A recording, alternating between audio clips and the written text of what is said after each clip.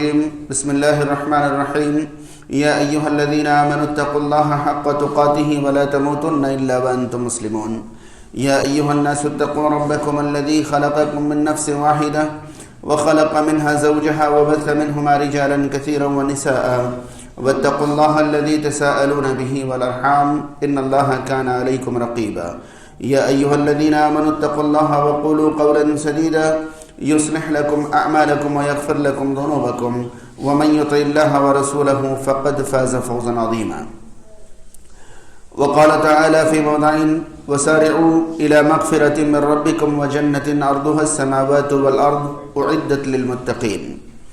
محترم حاضرین و سامعین، تعریف و توصیف کی تمام قسمیں اللہ رب العالمین کے لیے لائق و مناسب ہیں. درود و سلام نازل ہو اللہ کے آخری رسول محمد رسول اللہ صلی اللہ تعالی علیہ وسلم پر. اللہم صلی علی محمد وعلی آل محمد کما صلیت علی ابراہیم وعلی آل ابراہیم انک حمید مجید. اللہم بارک علی محمد وعلی آل محمد کما بارکت علی ابراہیم وعلی آل ابراہیم انک حمید مجید. محترم حاضرین کرام، رمضان کا آدھا حصہ ہم اور آپ گزار چکے ہیں، آدھے سے کم حصہ باقی رہ گیا ہے. دو ایک دن میں ہم رمضان کے سب سے اہم عشرہ یعنی آخری عشرے میں داخل ہونے والے ہیں. حاضرین، ماہ رمضان کے بارے میں ہر سال ہم اور آپ بنیادی، تفصیلی، گہری ہر طرح کی معلومات حاصل کرتے ہی ہیں. پھر بھی تذکیر اور یاد دہانی کے طور پر ہر سال آپ کے سامنے باتیں دوبارہ سے پیش کی جاتی ہیں تاکہ یہ روح اور یہ مزاج امت میں باقی رہے. حاضرین اکرام، اب تمام کو یاد ہوگا کہ ماہ رمضان کے بارے میں عام طور پر یہ بات میں نے آپ کے سامنے رکھی ہے کہ رمضان کی آمد کا دو عظیم مقصد ہے. ویسے تو رمضان میں بڑی رحمتیں اور برکتیں ہیں، مگر اس ماہ کی آمد کا دو مرکزی اور عظیم مقصد ہے. پہلا مقصد مغفرت ہے اور دوسرا مقصد تربیت. ماہ رمضان میں تربیت کا اپنا پہلو ہے اور مغفرت کا اپنا پہلو ہے. اگر ہم اور آپ غور کریں تو پائیں گے کہ تربیت جو ہے وہ مستقبل کے لیے ہے اور مغفرت جو ہے وہ ماضی کے بارے میں. پچھلے رمضان سے اب تک جو گناہ ہم سے سرزد ہو گئے ہیں، ماہ رمضان میں موقع رہتا ہے کہ ہم 3 قسم کے اعمال کے ذریعے اپنے ان گناہوں کی مغفرت کروا لیں. صحیح بخاری کی شروعات میں ہی کتاب الایمان کے اندر حدیث نمبر 35، 37 اور 38 3 اعمال کی اسی فضیلت کے بارے میں ہے. پہلی حدیث میں یہ کہا گیا ہے کہ جو شخص ماہ رمضان کے روزے ایمان کی حالت میں اجر و ثواب کی امید سے رکھے، اس کے گزشتہ سارے گناہ معاف کر دیے جائیں گے. دوسری حدیث میں یہ کہا گیا ہے کہ جو شخص ماہ رمضان کا قیام کرے حالت ایمان میں اجر و ثواب کی امید سے، اس کے گزشتہ گناہ معاف کر دیے جائیں گے. اور تیسری حدیث میں یہ کہا گیا ہے کہ جو لیلۃ القدر کا قیام کرے ایمان اور اجر و ثواب کی امید سے، اس کے گزشتہ گناہ معاف کر دیے جائیں گے. ان تینوں احادیث سے واضح طور پر یہ سمجھ میں آتا ہے کہ رمضان میں مغفرت حاصل کرنے کے 3 مرکزی اسباب ہیں. پہلا سبب روزہ ہے، دوسرا سبب قیام رمضان جسے ہم تراویح کہتے ہیں، اور تیسرا سبب قیام لیلۃ القدر جسے ہم شب قدر کہتے ہیں.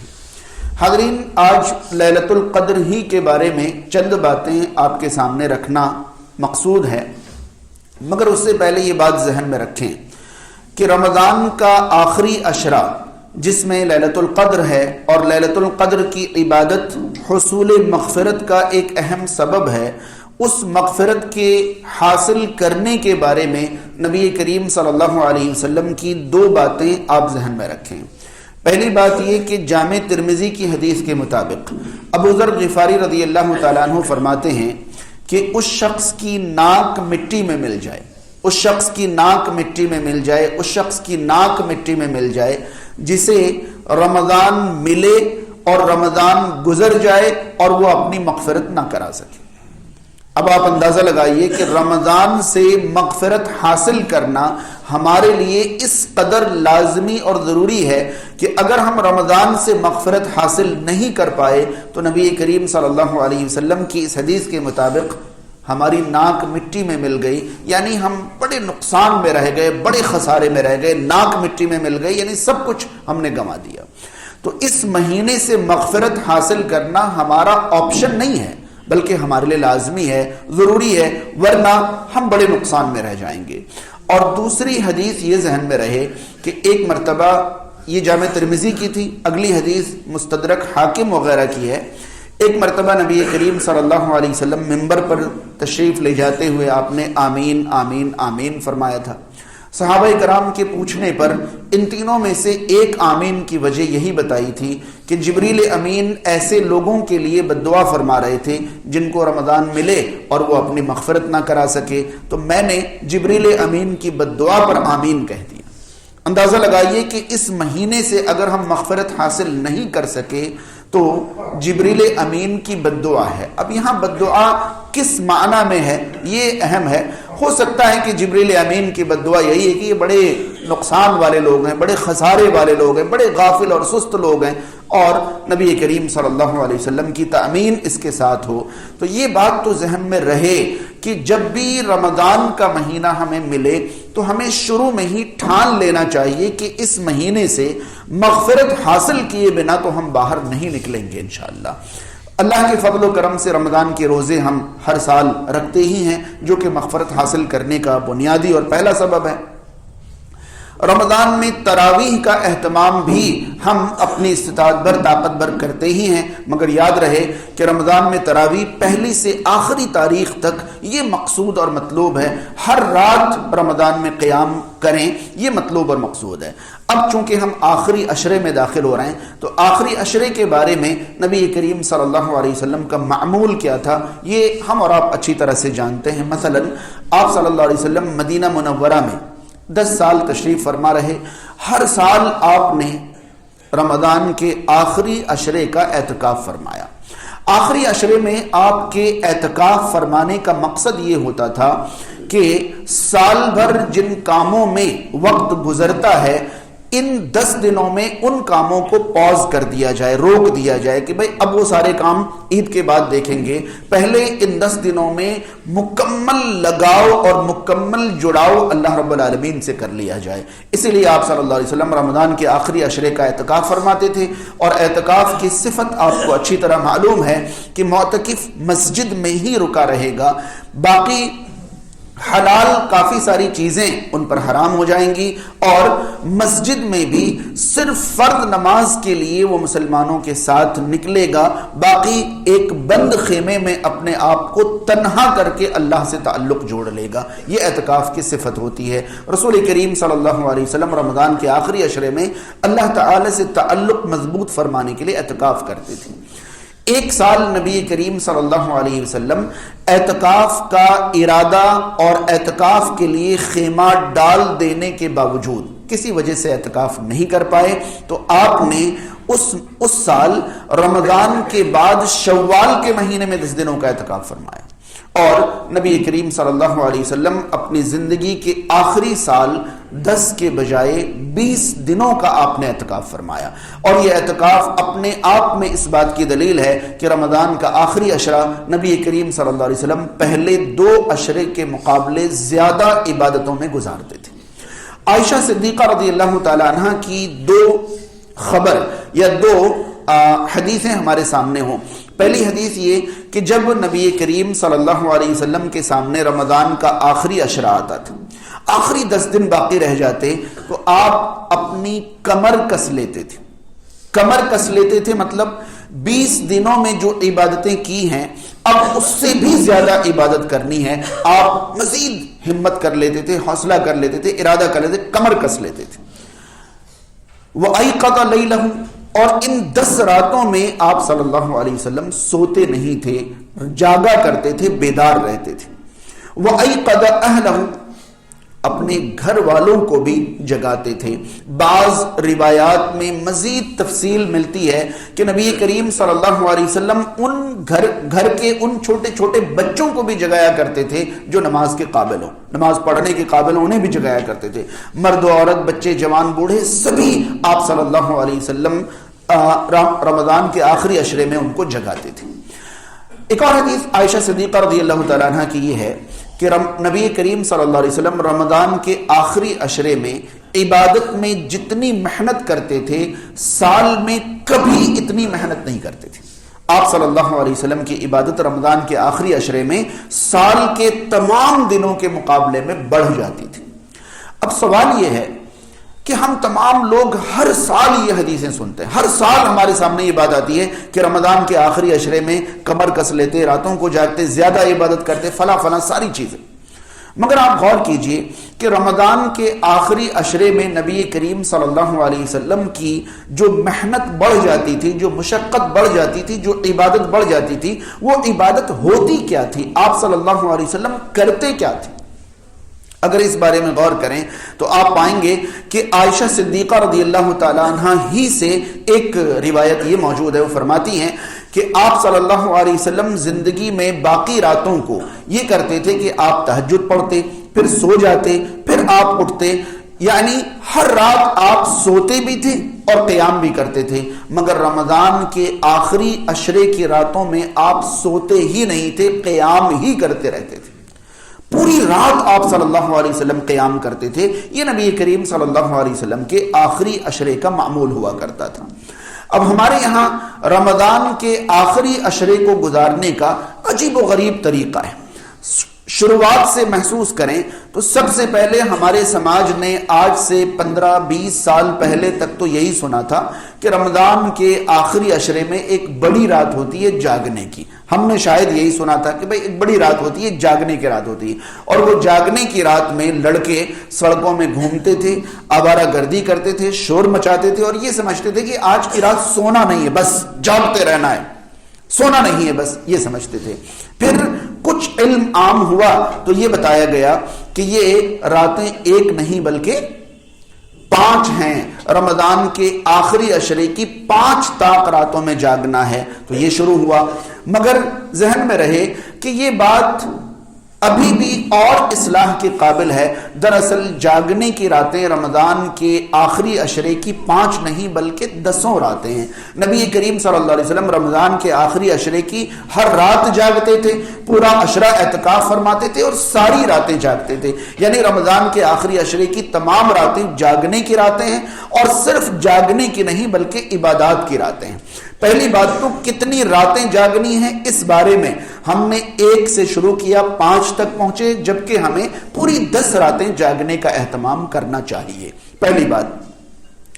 دوسری بات یہ کہ رمضان کے آخری عشرے کی جاگنے کی راتوں میں ہمیں کیا کرنا ہے۔ تو میں نے بتایا کہ جب 1 رات تھی تو لوگ کھاتے پیتے گھومتے پھرتے اور اسی طرح کر لیتے تھے، مگر جب 1 سے راتیں 5 ہوئی تو لوگوں نے تقریریں کروانا شروع کر دی۔ رمضان کے آخری عشرے کی طاق راتوں میں بڑے بڑے علماء دور سے بلا بلا کر پروگرام اور خطابات اور نعت اور نظم اور پتہ نہیں جہاں جہاں جیسا جیسا ہوا محفلیں سجانا شروع کی، جبکہ کائنات میں رسول کریم صلی اللہ علیہ وسلم سے بڑے خطیب اور مقرر پیدا ہوئے نہ ہوں گے۔ آپ صلی اللہ علیہ وسلم رمضان کے آخری عشرے کی کسی رات میں آپ نے کوئی درس، کوئی خطاب یا کوئی وعظ یا کوئی ایسا کیا ہو جو عام دنوں میں نہیں ہوتا تھا، یہ رسول کریم صلی اللہ علیہ وسلم کا معمول نہیں تھا۔ ان راتوں میں اجتماع وغیرہ نہیں ہوتا تھا، بلکہ رسول کریم صلی اللہ علیہ وسلم ان راتوں میں قیام فرماتے تھے، اور قیام جو ہر رات فرماتے تھے اس سے کہیں بڑھ کر، کہیں لمبا، بلکہ تقریباً پوری رات کا قیام فرماتے تھے۔ تو ان راتوں میں محفلیں منعقد کرنا بھی نبی کریم صلی اللہ علیہ وسلم کی منشا اور مراد کے مطابق نہیں ہے۔ تو ان راتوں میں کرنا کیا ہے؟ حاضرین، اگر آپ ایڑی چوٹی کا زور لگا دیں، خوب طاقت لگا دیں، خوب کوشش کر لیں اور تلاش کریں، تو ان راتوں میں جو کرنے کا کام ہے اس نام پر آپ کو شریعت میں قیام کے علاوہ اور کچھ بھی نہیں ملے گا۔ یعنی ان راتوں میں جو کرنا ہے وہ قیام ہے۔ اب سوال یہ پیدا ہوتا ہے کہ قیام تو ہم رمضان بھر کر ہی رہے ہیں، پہلی تاریخ سے آخری تاریخ تک تراویح کا اہتمام تو ہو ہی رہا ہے، تراویح پڑھ ہی رہے ہیں، اور یہ تراویح جو ہے آخری عشرے میں بھی بدستور جاری رہتا ہے، تو پھر آخری 10 راتوں میں یا آخری عشرے میں قیام کا کیا مطلب ہوگا؟ حاضرین، علماء کرام نے آخری عشرے کے قیام سے متعلق جو وضاحتیں کی ہیں، ان میں سے محققین علماء کی چند باتیں میں آپ تک پہنچانا چاہتا ہوں۔ ممکن ہے کہ اس بارے میں کچھ باتیں آپ کے ذہن میں ہو، وہ کوشش رہے گی کہ دور کر سکوں۔ سب سے پہلی چیز یہ ہے کہ ہم اور آپ عام طور پر آج تک یہی سنتے جانتے سمجھتے آئے ہیں کہ نبی کریم صلی اللہ علیہ وسلم ماہ رمضان میں یا غیر رمضان میں 11 رکعات سے زیادہ قیام نہیں کرتے تھے، یہ ہم سب کے ذہن میں ہے۔ چلیے تھوڑی دیر کے لیے ہم اس بات کو سب سے اوپر رکھتے ہیں کہ نبی کریم صلی اللہ علیہ وسلم کی قیام کی رکعتیں 11 سے زیادہ نہیں ہوتی تھی، ٹھیک ہے۔ اب آپ سے سوال ہے میرا کہ نبی کریم صلی اللہ علیہ وسلم 11 رکعتوں سے زیادہ کبھی قیام نہیں فرماتے تھے، مگر آخری عشرے میں آپ پوری رات قیام فرماتے تھے، آخری عشرے میں آپ پوری رات قیام فرماتے تھے۔ تو اگر ہماری رکعتیں 11 ہی رہیں تو ان رکعتوں کو کم سے کم باقی راتوں سے لمبی کرنی ہوں گی یا نہیں کرنی ہوں گی؟ نہیں آئی بات سمجھ میں؟ اگر آپ چاہتے ہیں کہ رکعتیں اتنی ہی رہے جتنی آپ صلی اللہ علیہ وسلم سے مشہور روایات کے مطابق ثابت ہیں، تو آپ کو ان رکعتوں کی لمبائی بڑھانا پڑے گی نہیں بڑھانا پڑے گی؟ اب آپ اندازہ لگائیں کہ ہماری مساجد میں قیام اللیل کے نام پر رمضان کی شروعات میں تو قیام کی رکعتیں لمبی ہوتی ہے، اخیر میں آ کر رکعتیں اور ہمارے حفاظ کرام جو ہیں، حفاظ کرام کے ساتھ ایک معاملہ رہتا ہے، وہ یہ کہ شروعات کے پارے حفاظ کو بہت اچھی طرح یاد رہتے ہیں، جیسے جیسے پارے آگے بڑھتے جاتے ہیں ویسے ویسے ان کا حافظہ پہلے پاروں کے مقابلے میں کم ہوتا جاتا ہے۔ تو وہ شروع کی رکعتیں جو ہوتی ہیں نا، یعنی پہلے رمضان دوسرے پہلے 10 روزے میں تو ان سے 1.25 پارا پڑھوا لیجئے یا 1.5 پارا پڑھوا لیجئے، وہ آرام سے دن بھر میں تیاری کریں گے اور پڑھا دیں گے۔ اس کے بعد 10 دنوں کے بعد 20 دنوں تک 1 پارا یا پونا پارا پڑھنے لگتے ہیں۔ اخیر کے پارے چونکہ اخیر کے بھی ہیں اور بھی مسائل ہیں، لہذا حفاظ کرام چاہتے ہیں کہ آخری راتوں میں قرآن زیادہ پڑھنے کو بچے ہی نہیں۔ خوش نصیبی ہماری ہے کہ ہم اخیر راتوں تک قیام کرتے ہیں، مگر شہر کی باقی مساجد میں تو آخری راتوں تک نارمل قیام بھی نہیں بچتا ہے۔ وہاں تو 10 راتوں میں ختم، 15 راتوں میں ختم، 17 راتوں میں، 20 راتوں تک تو شاید میرے خیال سے اندازہ غلط نہ ہو تو 50-60% مساجد میں آخری عشرے سے پہلے قرآن مکمل ہو چکا ہوتا ہے، اور ہماری مساجد میں اگر باقی بھی رہتا ہے تو پہلے عشرے کے مقابلے میں آخری عشرے کا قیام لمبا نہیں بلکہ، تو یہ نبی کریم صلی اللہ علیہ وسلم کا معمول تو نہیں تھا۔ اب آپ کے پاس کیا راستہ بچتا ہے کہ رسول کریم صلی اللہ علیہ وسلم آخری عشرے میں قیام باقی راتوں کے، رمضان ہی کی باقی راتوں کے مقابلے میں لمبا کرتے تھے۔ آپ کو 8 اور 3 11 ہی پڑھنی ہے تو آپ پڑھیں، ایک رکعت میں آپ اتنا پڑھیں کہ 2 رکعت میں آدھا پارا ہو جائے، اگلی 2 رکعت میں آدھا پارا ہو جائے، کم سے کم 2 پارے پڑھیں تاکہ آپ کا قیام باقی راتوں کے مقابلے میں کیا ہو جائے، لمبا ہو جائے، تاکہ پتہ چلے کہ آپ آخری عشرے میں باقی راتوں سے زیادہ عبادت کر رہے ہیں، زیادہ محنت کر رہے ہیں۔ ایک راستہ تو یہ ہوگا، اور لازماً دوسرا راستہ یہ ہوگا کہ آپ قیام لمبا کرنے کے لیے رکعات بڑھا لیں۔ ظاہر سی بات ہے دوسرا راستہ یہی ہوگا کہ قیام لمبا کرنے کے لیے آپ رکعات بڑھا لیں۔ اگر آپ رکعات بڑھائیں گے تو پھر آپ کے پاس 2 صورتیں ہوں گی، یا تو آپ شروع رات سے رکعات شروع کریں اور مسلسل رکعتیں پڑھاتے دیر رات تک پڑھاتے چلے جائیں۔ یاد رہے نبی کریم صلی اللہ علیہ وسلم نے جو باجماعت قیام اللیل کروائی تھی رمضان میں، ان میں سے تیسری رات میں آپ نے جو قیام شروع کیا تھا تو اتنی رات تک پڑھائی تھی کہ صحابہ کرام کا بیان ہے کہ ہمیں ڈر لگا کہ کہیں سحری کا وقت فوت نہیں ہو جائے، کہیں فجر نہیں ہو جائے۔ تو ایک طریقہ یہ ہے کہ آپ شروع رات سے شروع کریں اور رکعتیں پڑھاتے پڑھاتے بالکل آخر تک پہنچا دیں، ایک طریقہ یہ ہے۔ دوسرا طریقہ یہ ہے کہ کچھ رکعات آپ اول لیل میں پڑھائیں، کچھ رکعات آپ آخر لیل میں پڑھائیں، یا تیسرا طریقہ یہ ہوگا کہ آپ شروع رات میں آخری عشرے میں پڑھائیں نہیں، صرف آخری عشرے میں پڑھائیں، مگر جس طرح بھی کریں آپ کے لیے لازمی ہے کہ آپ یہ فرق رکھیں کہ رمضان کے باقی 2 عشروں کے مقابلے میں آخری عشرے کا قیام زیادہ ہونا چاہیے۔ کیا زیادہ ہونا چاہیے؟ کیونکہ میں نے پہلے ہی بتایا کہ آپ ایڑی چوٹی کا زور لگا لیں کہ آخری عشرے میں جو عبادت بڑھتی تھی وہ عبادت کیا تھی، تو آپ کو قیام کے علاوہ کچھ بھی صاف طور پر صحیح بخاری کی حدیث نمبر 38 پڑھیے، نبی کریم صلی اللہ علیہ وسلم کا فرمان ہے کہ جس نے لیلۃ القدر کا قیام کیا، رمضان کا قیام تو حدیث نمبر 37 میں آ چکا تھا، اور حدیث نمبر 38 میں لیلۃ القدر کا قیام، تو رمضان کا قیام جو تراویح کے نام پر چل رہا ہے وہ تو پہلی سے آخری تاریخ تک رمضان کا قیام ہو گیا۔ اب جو لیلۃ القدر کا قیام ہے، یا تو آپ اسی قیام کو لمبا کریں گے یا اس قیام کی رکعتیں بڑھائیں گے، یا ایک اور قیام کروا کر آپ محسوس کریں گے کہ یہ قیام رمضان ہے اور وہ قیام لیلۃ القدر ہے۔ شاید آپ کو معلوم ہوگا، اور معلوم نہ ہو تو معلوم کریں کہ جب سے مجھے ہوش آیا ہے میں نے یہی جانا ہے کہ حرمین میں، مکہ مکرمہ اور مدینہ منورہ میں رمضان کے آخری عشرے میں آخری رات میں پھر سے قیام کرایا جاتا ہے۔ جو عشاء کے بعد قیام اللیل کا جو معمول ہے وہ تو رمضان بھر رہتا ہی ہے، پورا رمضان مسجد نبوی میں اور کعبۃ اللہ میں عشاء کے بعد جو تراویح ہے، جو قیام اللیل ہے، وہ تو آخری رات تک ہے ہی ہے، چل ہی رہا ہے۔ لیکن آخری عشرے میں تہجد سے پہلے سحر میں ایک اور قیام وہ کرواتے ہیں۔ جب سے مجھے ہوش آیا ہے میں نے یہی معمول وہاں کے بارے میں جانا ہے۔ آج کل تو آپ یہ قیام لائیو دیکھ سکتے ہیں، مباشر دیکھ سکتے ہیں، شروع رات کا قیام بھی اور آخر رات کا قیام بھی۔ اب ہمارے سامنے ایک سوال آتا ہے کہ کیا ہم رات میں قیام کی تعداد 11 سے زیادہ کر سکتے ہیں؟ جب نبی کریم صلی اللہ علیہ وسلم نے رمضان میں 11 رکعتوں سے زیادہ نہیں پڑھی تو کیا ہم رکعات زیادہ کر سکتے ہیں؟ دیکھیے، نبی کریم صلی اللہ علیہ وسلم کی جو تعلیمات ہم تک پہنچی ہیں، ان تعلیمات کے پہنچنے کے 3 طریقے محدثین نے بیان کیے ہیں۔ ذرا اس بات کو سنیں اور سمجھیں تاکہ اچھی طرح بات آپ کو سمجھ میں آ جائے۔ رسول کریم صلی اللہ علیہ وسلم کی تعلیم امت تک پہنچنے کے 3 راستے ہیں، اور ان تینوں میں سے کسی بھی راستے کو آپ کم تر نہیں آنک سکتے۔ پہلا طریقہ آپ صلی اللہ علیہ وسلم کی تعلیمات امت تک پہنچنے کا جو ہے وہ قولی طریقہ ہے۔ کون سا طریقہ ہے؟ قولی۔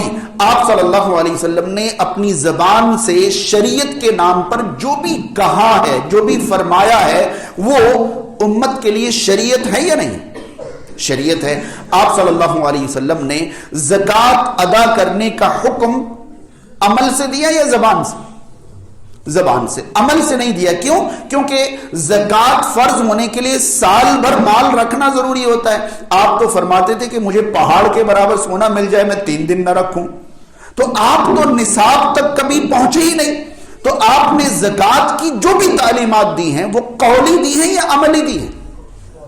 اور قولی حکم جو ہے شریعت میں کم مانی جائیں گی۔ کیا کوئی دنیا میں یہ کہہ سکتا ہے کہ نبی کریم صلی اللہ علیہ وسلم نے زکوٰۃ کا حکم تو دیا ہے مگر خود تو کبھی زکوٰۃ ادا کی نہیں ہے، لہذا اتنا اہم نہیں ہے کہ زکوٰۃ دیا جائے کیونکہ رسول اللہ نے کبھی زکوٰۃ نہیں دی؟ کہیں گے ایسا؟ شاید آپ کو معلوم ہوگا کہ رسول کریم صلی اللہ علیہ وسلم نے کبھی عملاً اذان نہیں کہی۔ آپ صلی اللہ علیہ وسلم نے عملاً کبھی اذان، مگر اذان کا زبان سے حکم دیا۔ رسول کریم صلی اللہ علیہ وسلم نے اور بھی بے شمار ایسے حکم دیے ہیں جو عملاً آپ نے نہیں کیے۔ تو آپ کی تعلیمات پہنچنے کا ایک طریقہ جو ہے وہ قولی تعلیم ہے، جسے ہم قولی حدیث یا قولی سنت کہتے ہیں۔ رسول کریم صلی اللہ علیہ وسلم کی تعلیمات ہم تک پہنچنے کا دوسرا ذریعہ عملی ہے، جو آپ صلی اللہ علیہ وسلم نے کیا ہے، جو آپ صلی اللہ علیہ وسلم نے کیا ہے۔ جیسے نبی کریم صلی اللہ علیہ وسلم نے ایسا کیا، ایسا کیا، ایسا کیا۔ ایک بات اچھی طرح ذہن میں رہے، اگر نبی کریم صلی اللہ علیہ وسلم کا قول اور عمل آپس میں ٹکراتا ہوا محسوس ہو، اگر آپ صلی اللہ علیہ وسلم کا کہنا کچھ اور ہو، کرنا کچھ اور ہو، تو امت کے لیے کسے اختیار کرنا ہوگا، کہنی کو یا کرنی کو؟ کیا لگتا ہے آپ لوگ؟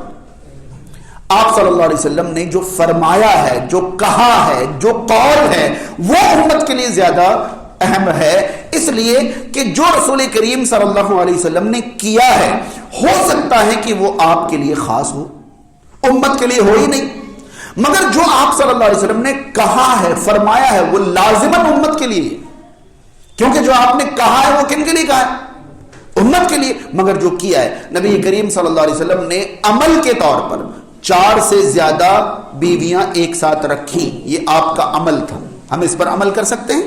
نہیں، کیونکہ قول اس کے خلاف ہے، اور جو قول ہے وہ امت کے لیے، یہاں یہ عمل نبی کریم صلی اللہ علیہ وسلم کے لیے خاص تھا۔ بات سمجھ میں آ گئی؟ آپ صلی اللہ علیہ وسلم کی تعلیم ہم تک پہنچنے کا تیسرا طریقہ جو ہے اسے شریعت کی زبان میں تقریر کہتے ہیں۔ تقریر کا مطلب نہ آپ صلی اللہ علیہ وسلم نے کیا ہو، نہ آپ صلی اللہ علیہ وسلم نے کہا ہو، بلکہ رسول کریم صلی اللہ علیہ وسلم کے سامنے کسی اور نے کوئی کام کیا تو اس کام پر آپ نے ریئیکٹ کیا ہو، اسے تقریر کہتے ہیں۔ جیسے کسی نے کوئی کام کیا، آپ نے ان کو اس کام سے منع کر دیا، اس کا مطلب اب یہ شریعت بن گئی کہ بعد میں کوئی بھی وہ کام نہیں کر سکتا۔ نبی کریم صلی اللہ علیہ وسلم کے سامنے کوئی کام ہوا اور آپ نے اس کام کی تعریف کر دی، بڑا اچھا کام کیا آپ نے، تو اب بعد والوں کے لیے شریعت بن گئی کہ بعد کے لوگ یہ کریں گے تو قابل تعریف ہوں گے۔ اگر نبی کریم صلی اللہ علیہ وسلم کے سامنے کوئی کام ہوا اور آپ صلی اللہ علیہ وسلم نے اس پر کچھ بھی نہیں کہا تو وہ بھی شریعت بن گئی کہ آپ صلی اللہ علیہ وسلم نے غلط دیکھا ہو اور نہیں ٹوکا ہو، ایسا ممکن نہیں۔ اگر آپ نے دیکھا اور نہیں ٹوکا اس کا مطلب وہ غلط نہیں ہے۔ بات سمجھ رہے ہیں؟ یہاں بالکل عنوان سے ہٹ کر ایک بات بتاؤں، آج بدعت ایجاد کرنے والے اس پوائنٹ کو دلیل بناتے ہیں کہ رسول کریم صلی اللہ علیہ وسلم نے جس سے منع نہیں فرمایا وہ بھی شریعت ہے۔ یاد رہے، نبی کریم صلی اللہ علیہ وسلم نے جو چیز دیکھی اور منع نہیں فرمایا وہ شریعت۔ فرق سمجھ میں آیا؟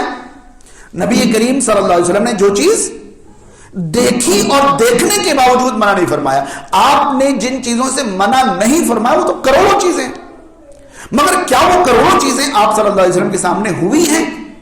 بالکل عنوان سے ہٹ کر میں بات بتا رہا ہوں صرف ذہن میں ڈالنے کے لیے۔ کوئی کہتا ہے کہ یہ بتاؤ، یہ ہم لوگ جتنی بدعتیں کرتے ہیں کیا ان میں سے کسی بھی بدعت سے رسول اللہ نے منع کیا ہے؟ سمجھ میں آ رہی بات؟ آپ ان سے کہیے کہ یہ چیزیں آپ صلی اللہ علیہ وسلم کے سامنے ہوئی اور آپ نے منع نہیں کیا، پہلے ہوئی تو ثابت کریے، پھر یہ شریعت ہوگی۔ تقریر کہتے ہیں کہ نبی کریم صلی اللہ علیہ وسلم کے سامنے کوئی کام، کوئی بات، کوئی عمل ہوا ہو اور آپ نے یا تو اس کی اجازت دے دی ہو یا تو منع نہیں کیا ہو، پہلے اس عمل کا وجود ثابت کرنا ہوگا، پھر منع نہیں کیا ہے یہ ثابت کرنا ہوگا۔ بس سمجھ میں آئی؟ تب جا کر وہ شریعت ہے۔ یہ نہیں کہ اس کا کہیں شریعت میں ذکر ہی نہیں، وجود ہی نہیں، اور آپ کہیں منع کہاں سے کیا؟ بھائی جو چیز تھی نہیں اس سے منع۔ اللہ کے نبی صلی اللہ علیہ وسلم نے کبھی کسی سے کہا کہ بیٹا چاند کو 2 ٹکڑے مت کر دینا، منع کیا کبھی؟ بھائی چاند کو 2 ٹکڑے کرنے کا کوئی واقعہ ہوا ہوتا لوگوں کی طرف سے تب آپ نے منع کیا ہوتا یا کہا ہوتا نا، جس کا وجود ہی نہیں اس سے منع کا کیا مطلب؟ یہاں بات سمجھ میں آ گئی؟ اب دیکھیں، نبی کریم صلی اللہ علیہ وسلم نے رمضان یا غیر رمضان 11 رکعتوں سے زیادہ پڑھی یا نہیں پڑھی، یہ آپ صلی اللہ علیہ وسلم کا عمل تھا، یہ آپ صلی اللہ علیہ وسلم کا عمل تھا۔ ہمارے لیے نبی کریم صلی اللہ علیہ وسلم کا عمل شریعت ہے۔ مگر نبی کریم صلی اللہ علیہ وسلم سے عبداللہ ابن عمر رضی اللہ تعالیٰ عنہما نے پوچھا کہ میں رات کی نماز کیسے پڑھوں، میں رات کی نماز کیسے پڑھوں؟ آپ صلی اللہ علیہ وسلم نے فرمایا 2 رکعتیں پڑھتے رہو، جب تمہیں لگے صبح ہونے والی ہے وتر پڑھ لو۔ پسند آ رہی ہے؟ 2 رکعتیں کیا کرتے رہو؟ مطلب گننے کی، کاؤنٹ کرنے کی، لمٹ کرنے کی ضرورت ہی نہیں ہے، آپ 2 رکعتیں پڑھتے رہو، جیسے آپ کو لگے کہ اب صبح ہونے والی ہے، یا یہاں دوسری صورت بھی آپ مان لیں کہ جیسے آپ کو لگے کہ آپ کا دل بھر چکا ہے، آپ بس اتنا ہی پڑھنا چاہتے ہیں، آپ کیا کریے؟ وتر پڑھ لیجئے۔ تو یہ قولی حدیث ہے. آپ صلی اللہ علیہ وسلم نے قولی طور پر رکعات کی پابندی کا ذکر نہیں فرمایا. آپ نے فرمایا آپ 2 رکعت پڑھتے رہیے, جب آپ کو صبح کا ڈر لگے وتر پڑھ لیجیے. یہ قول ہے آپ صلی اللہ علیہ وسلم کا. دوسرا ایک قول میں آپ کو بتاؤں. ایک صحابی دیہات سے آتے ہیں, ایک صحابی, صحیح مسلم کی حدیث ہے, ایک صحابی دیہات سے آتے ہیں اور آ کر نارمل دنوں میں, رمضان میں نہیں, نارمل دنوں میں وہ صحابی آپ صلی اللہ علیہ وسلم کے پاس آ کر پوچھتے ہیں کہ مجھے نماز کی ٹائمنگ کے بارے میں بتائیے, مجھے نماز کی.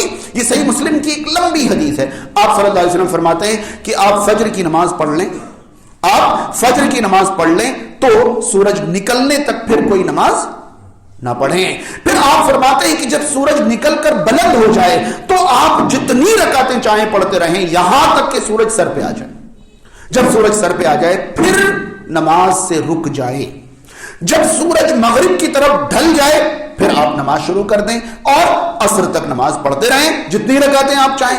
پھر جب آپ عصر پڑھ لیں تو سورج ڈوبنے تک آپ نماز سے رک جائیں. پھر جب سورج ڈوب جائے آپ نماز پڑھتے رہیں. پھر عشاء کی نماز تک آپ نماز پڑھیں اور فجر تک آپ نماز پڑھتے رہیں. رسول کریم صلی اللہ علیہ وسلم نے نماز کے لیے جو ٹائم منع کا بتایا ہے وہ 3 بتایا ہے. سورج نکلتے وقت, سورج سر پہ آ جائے, سورج ڈوبتے وقت. یہ بتائیے کہ اگر میں آپ سے پوچھوں کہ عشاء کی نماز کے بعد سے فجر کی نماز تک نفل کے لیے جائز وقت ہے یا منع وقت, تو پھر آپ نماز سے کیسے منع کر سکتے ہیں؟ نبی کریم صلی اللہ علیہ وسلم نے اس صحابی سے یہ کہا تھا کہ جب آپ عشاء پڑھ لیں تو آپ فجر تک نماز پڑھ سکتے ہیں, کوئی منع وقت نہیں ہے. تو کیا رات کا کوئی وقت نماز کا منع وقت ہے؟ جی نہیں, بالکل نہیں. اس کے بعد ایک آخری بات میں یہاں آپ تک پہنچا کر اپنی بات سمیٹوں. سنن ابو داؤد کے اندر کتاب الصلاۃ میں ابواب الوتر کے اندر ایک حدیث ہے. اس حدیث کو آخری حدیث کے طور پر میں پیش کر رہا ہوں. نبی کریم صلی اللہ علیہ وسلم کے ایک صحابی تھے طلق بن علی. طلق بن علی, یہ طلق بن علی جو صحابی ہیں ان کے بیٹے فرماتے ہیں, طلق بن علی کے بیٹے فرماتے ہیں کہ ایک دن صحابی رسول طلق بن علی ہمارے یہاں آئے. اس حدیث میں جو بات ہے اس سے ایسا لگتا ہے کہ طلق بن علی رضی اللہ تعالیٰ عنہ کا ایک بیٹا فیملی کے ساتھ الگ شفٹ ہو گیا تھا, ایسا لگتا ہے. ابھی آپ حدیث سنیں آپ کو بھی لگے گا. فرماتے ہیں کہ ہمارے ابا طلق بن علی ایک دن ہمارے گھر آئے, رمضان کا دن تھا, ہمارے یہاں افطار کیا, رات ہو گئی تو آپ نے ہمیں تراویح پڑھائی. کنہوں نے؟ صحابی رسول طلق بن علی رضی اللہ تعالیٰ عنہ نے کیا کیا؟ تراویح پڑھی. قام بنا اللیلہ, اس رات ہمارا قیام کروایا, ہماری تراویح پڑھوائی. جب تراویح پڑھ لی تو پھر اپنے محلے چلے گئے. اسی رات تراویح پڑھائی اور تراویح پڑھا کر گھر چلے گئے. یاد رہے حدیث میں باقاعدہ یہ لفظ موجود ہے کہ ہمارے ساتھ ہمیں تراویح پڑھوائی اور وتر بھی پڑھا دیا. کیا کر دیا؟ وتر بھی پڑھا دیا. پھر اپنے محلے میں گئے اور محلے میں جا کر محلے کے لوگوں کو پھر سے تراویح پڑھائی. محلے میں جا کر محلے کے لوگوں کو پھر سے تراویح پڑھائی. جب پوری تراویح ہو گئی, وتر باقی رہا تو پیچھے ہٹے اور ایک شخص کو آگے بڑھایا اور آگے بڑھا کر کہا کہ ان لوگوں کو آپ وتر پڑھا دیجئے کیونکہ میں وتر پڑھ چکا ہوں اور رسول کریم صلی اللہ علیہ وسلم سے میں نے سنا ہے کہ ایک رات میں 2 وتر نہیں ہے, لا وترانی فی لیلہ. میں نے آپ صلی اللہ علیہ وسلم کو سنا ہے کہ ایک رات میں 2, انہوں نے ایک رات میں تراویح کتنی پڑھی؟ 2 تراویح پڑھی. ہم سب کو ایسا لگتا ہے کہ رکعات میں اضافہ نہیں ہو سکتا ہے. یاد رہے نبی کریم صلی اللہ علیہ وسلم کی عملی سنت رکعات کی جو بھی رہی ہو, مگر قولی سنت کے مطابق آپ رمضان میں یا غیر رمضان میں رکعات میں کمی اور زیادتی کر سکتے ہیں. یاد رہے آپ دنیا کے کسی بھی عالم دین سے سال بھر کے بارے میں پوچھئے, سال بھر کے بارے میں پوچھئے کہ تہجد کی کم سے کم رکعتیں کتنی ہیں. دنیا بھر کے کسی بھی عالم سے سال بھر کے بارے میں پوچھئے, آپ کو جواب ملے گا کہ اگر آپ کو موقع ملے تو صرف 2 رکعت پڑھ کر بھی وتر پڑھ لیں تو وہ کیا ہے؟ تہجد ہے. بس سمجھ آ رہی ہے؟ اگر آپ کسی بھی دن کبھی بھی سحر کے وقت میں اٹھتے ہیں, فجر سے تھوڑی دیر پہلے اٹھتے ہیں, وضو بنائیے 2 رکعت پڑھیے اور وتر پڑھ لیجئے, یہ بھی آپ کے لیے کیا ہے؟ تو رکعت کی پابندی ہے کہاں؟ ہاں, مسنون رکعت نبی کریم صلی اللہ علیہ وسلم کی 8 اور 3 11 ہے. اس سے نہ کسی کو انکار ہے نہ انکار کی گنجائش. ہمارا کہنا یہ ہے کہ رمضان کے آخری عشرے میں آپ کا قیام بڑھنا چاہیے. آپ اپنا قیام کیسے بڑھائیں گے؟ آپ کے پاس آپشنز ہیں. یا تو آپ قیام کی رکعات لمبی کر لیجیے، 8 رکعتیں اتنی لمبی لمبی پڑھائیے کہ باقی 20 دنوں میں اتنی لمبی رکعتیں نہیں پڑھائی ہوں، تو آپ نے رکعات بھی لمبی کر لی اور تعداد بھی نہیں توڑی. اور اگر آپ رکعات لمبی نہیں کر سکتے تو تعداد بڑھانی پڑے گی. اگر آپ تعداد بڑھاتے ہیں تب بھی آپ کے پاس صورت ہے، یا تو شروع اور اخیر دونوں راتوں میں پڑھیں، یا صرف اخیر میں پڑھیں، یا صرف شروع میں پڑھیں. مگر نبی کریم صلی اللہ علیہ وسلم رمضان کے آخری عشرے میں باقی راتوں سے زیادہ قیام کرتے تھے، عبادت کرتے تھے. یہ ملحوظ رہنا چاہیے. الحمدللہ ہماری تمام مساجد میں رمضان کے آخری عشرے میں اول لیل کے ساتھ ساتھ اخیر رات میں بھی قیام کا اہتمام رہتا ہے. کسی کو کوئی شک اور شبہ نہ رہے، رمضان کے آخری عشرے میں پوری 10 راتوں میں ہماری مساجد میں جو قیام ہے وہ قیام رمضان نہیں ہے، وہ قیام لیلۃ القدر ہے.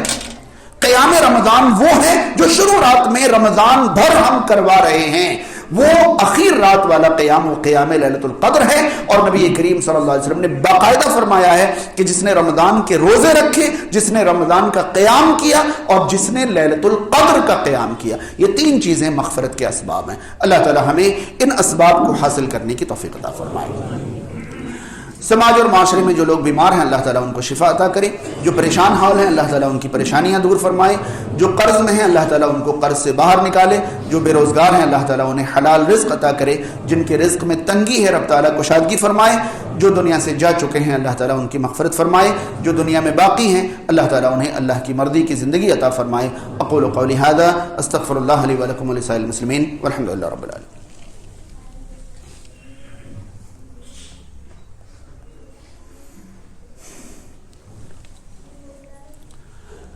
ان الحمد لله نحمده ونستعينه